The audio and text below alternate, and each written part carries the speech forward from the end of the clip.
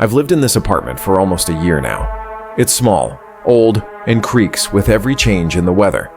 But it's mine. At first, I thought all the little quirks were just part of the building's charm.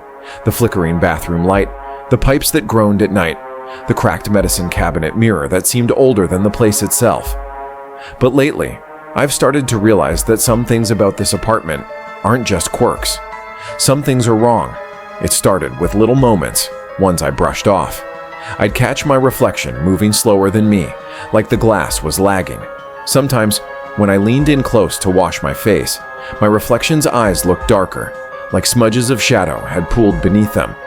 I told myself I was overtired, stressed, maybe even losing it. But deep down, something in me knew better. The night everything shifted, I was brushing my teeth. Half asleep, I swirled the toothbrush lazily and spat into the sink, then turned to grab a towel. That's when I felt it, that prickling sensation of being watched. I glanced back at the mirror. My reflection hadn't turned with me. She was still staring dead on, eyes locked on mine, lips stretched into a smile I wasn't wearing. I froze.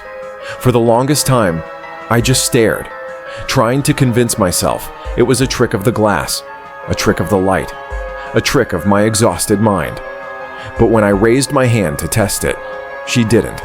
Instead, she tilted her head the other way, slow and deliberate, her grin stretching wider until it looked painful. That night, I slept with every light on. The next morning, I couldn't bring myself to look in the bathroom mirror. I showered with the curtain pulled tight, brushed my teeth in the kitchen sink, and draped a towel over the glass before leaving for work. For a while, it worked. Out of sight, out of mind. But a week later, I came home to find the towel crumpled on the floor. The mirror was bare. I swear, the apartment was colder when I stepped inside, like the air had dropped a few degrees. I picked up the towel, hands shaking, and threw it back over the mirror. I tried to laugh it off, tried to pretend maybe I'd forgotten to hang it properly. But when I lay in bed that night, I couldn't sleep. Because faintly, from the bathroom, I heard it. 3 soft knocks, like knuckles tapping against glass. I didn't move. I didn't breathe. I just lay there, staring into the dark, listening. The knocking grew louder, faster. I wanted to scream, but my voice caught in my throat. Then, as suddenly as it started, the sound stopped. The next day, I bought a heavy black sheet and nailed it over the mirror. I told myself it was over. But it wasn't, because now she's not just in the bathroom. Sometimes, when I walk past other mirrors, shop windows, car doors, even my phone screen, I see her, always behind me, always smiling.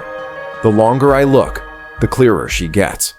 Her eyes are hollow now, 2 pits of black, and her smile is so wide it nearly splits her face. And last night, she wasn't just watching. I woke to the sound of water running in the bathroom, heart pounding. I forced myself out of bed and pushed the door open. The faucet was on full blast, steam curling around the room. The black sheet I had nailed over the mirror was gone. In its place, the glass was bare and wet, as though someone had pressed their hands against it from the inside. I turned to run, but then I saw it. On the mirror's surface, written in the condensation, were 3 words: "Let me in." I don't know how much longer I can keep her out. Because this morning, when I caught my reflection in the hallway mirror, it blinked. But I didn't.